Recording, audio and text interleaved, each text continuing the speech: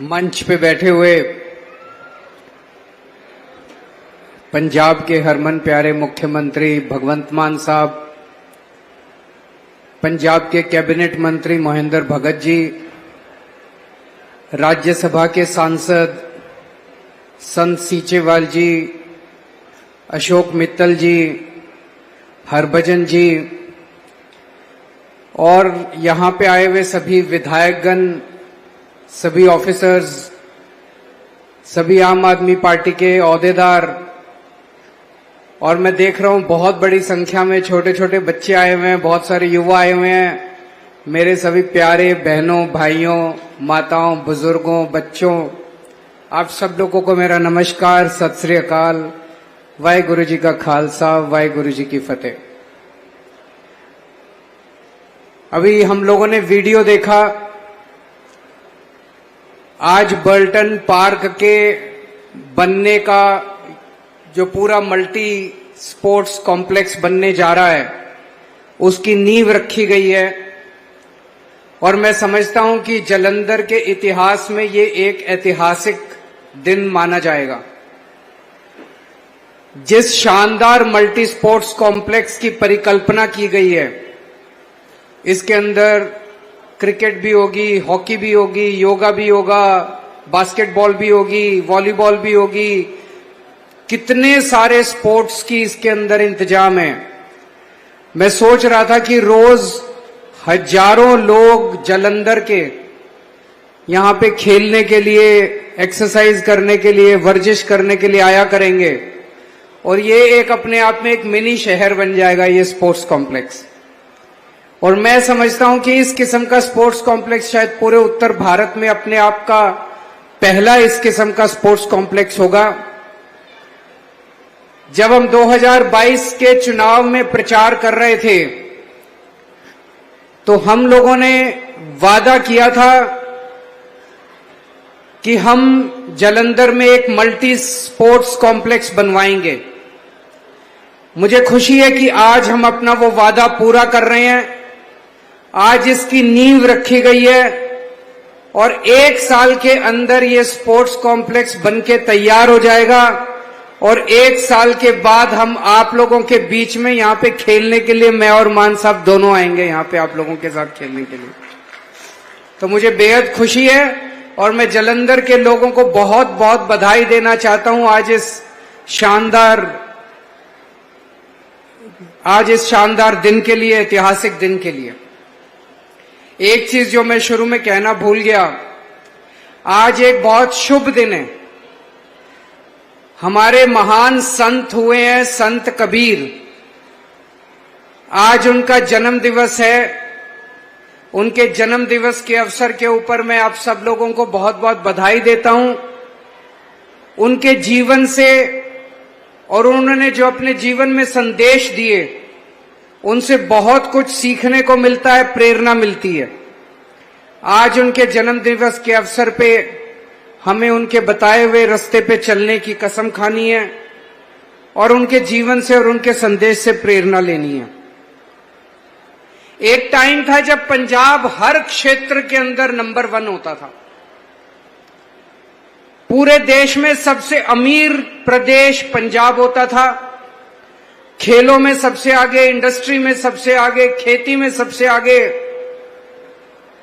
लेकिन पिछले कुछ सालों से जिस तरह से हमारे से पुरानी सरकारों ने, चाहे इस पार्टी की सरकार थी चाहे उस पार्टी की सरकार थी, उन्होंने जिस तरह से पंजाब को नशे में धकेल दिया, पंजाब की जवानियों को जिस तरह से नशे में धकेल दिया, आज पूरा पंजाब घर घर के अंदर नशा बिकने लग गया। घर घर के अंदर नशे से प्रताड़ित है बच्चे।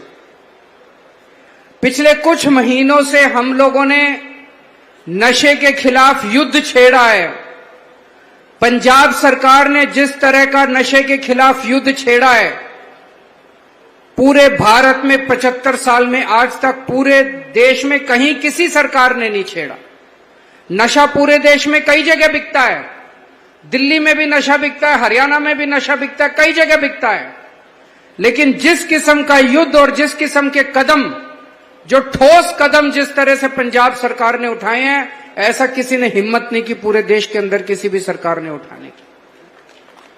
अब मैं और मान साहब कई पिंडों में गए थे, पूरे के पूरे पिंड नशा मुक्त हो रहे हैं। पूरे के पूरे गांव की पंचायतें बैठ के, ग्राम सभा बैठ के मते पास कर रही है कि अब हमारे पिंड में कोई नशा नहीं बिकता।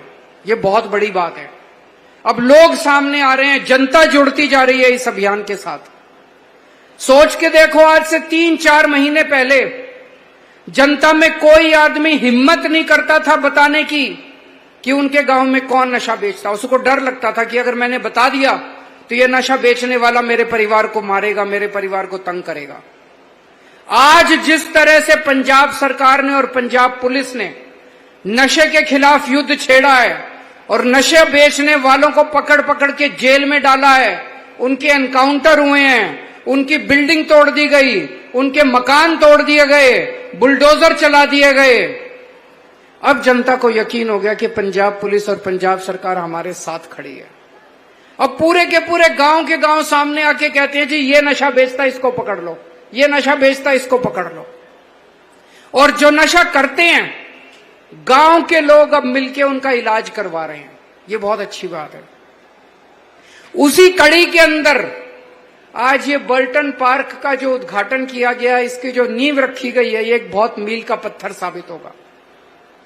बच्चे नशा छोड़ के अगर उनको कुछ काम नहीं दिया गया, कुछ खेल कूद का अवसर नहीं दिए गए, तो वो वापस नशे में चले जाएंगे। तो बर्टन पार्क में हजारों बच्चे रोज खेलने के लिए आएंगे। मुझे बेहद खुशी है कि नशे से बाहर निकालने में बच्चों को ये एक बहुत मील का पत्थर साबित होगा। केवल एक बड़ा स्टेडियम नहीं बना रहे हम, पंजाब सरकार ने बजट भी पास कर दिया और काम भी शुरू हो गया है। पंजाब में 13,000 पिंड हैं, हर पिंड के अंदर एक खेल का मैदान बनाया जा रहा है। हर पिंड में एक खेल का मैदान बनाया जा रहा है और हर पिंड में यूथ क्लब बनाया जा रहा है। उस यूथ क्लब को खेल का सामान दिया जाएगा पंजाब सरकार की तरफ से, अलग अलग क्रिकेट का, वॉलीबॉल का, अलग अलग फुटबॉल का, अलग अलग किस्म किस्म के 5-5 खेलों के सामान हर पिंड को दिए जाएंगे ताकि बच्चे उस खेल के मैदान में अपनी पसंद का खेल खेल सके। इससे मुझे लगता है कि बहुत बड़े स्तर पे नशे से बाहर आने में मदद मिलेगी।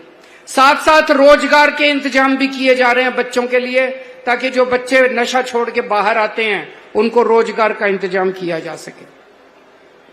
जैसे मैंने बताया, पिछली कुछ सरकारों ने इतना भ्रष्टाचार किया, इतना चोरी करी, इतना डाका डाला, लूट लिया पंजाब को। धीरे धीरे पंजाब से इंडस्ट्री भी छोड़ के बाहर जाने लगी। एक टाइम ऐसा था जब जालंधर के अंदर देश का नहीं, इंटरनेशनली सारा सामान बनता था, सब कुछ बनता था। अभी अभी मैं और मान साहब एक फैक्ट्री देख के आ रहे हैं। उस फैक्ट्री में अगस्त सितंबर के महीने में इंग्लैंड में रग्बी का मैच होगा और आपको जान के खुशी होगी कि उस रग्बी मैच की जो बॉल है, वो बॉल आपके जालंधर की एक फैक्ट्री में बन रही है। अभी अभी मैं और मान साहब वहां पे फैक्ट्री से 25,000 बॉल उस मैच के लिए एक ट्रक से निकली, उस ट्रक को हरी झंडी दिखा के आ रहे हैं। अब वो ट्रक बॉम्बे जाएगा, बॉम्बे से वो समुद्री जहाज में जाएगा और फिर वहां से वो इंग्लैंड पहुंचेगा। तो आपके जालंधर में, अपने जालंधर में इंग्लैंड में होने वाले वर्ल्ड रग्बी मैच की, वर्ल्ड रग्बी टूर्नामेंट की बॉल अपने जालंधर में बनती है। मुझे मान साहब बता रहे थे कि जो वर्ल्ड कप होता है क्रिकेट का, उसमें इस्तेमाल किया जाने वाला बैट और बॉल भी अपने जालंधर में बनता है।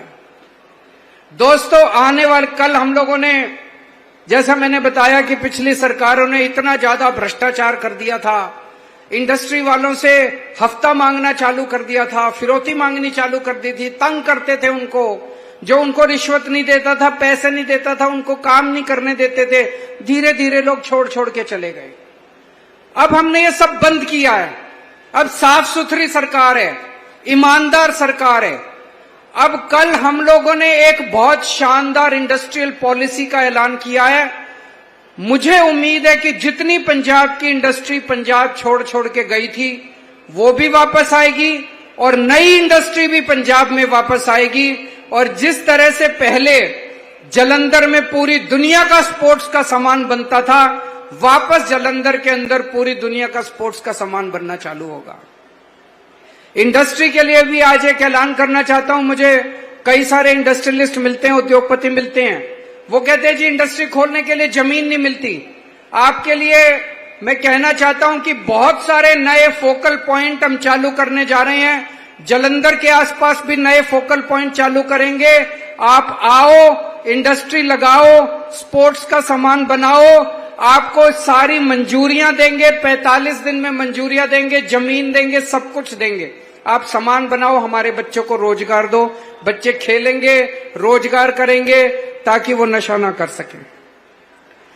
और जैसा भी मान साहब ने ऐलान किया, ये पूरे पंजाब के लिए आज एक ऐतिहासिक ऐलान है, बहुत बड़ा ऐलान है कि अपने गुरुओं की धरती श्री अमृतसर साहब में अगला इंटरनेशनल क्रिकेट स्टेडियम बनाया जाएगा। मोहाली के बाद दूसरा इंटरनेशनल क्रिकेट स्टेडियम अमृतसर में होगा।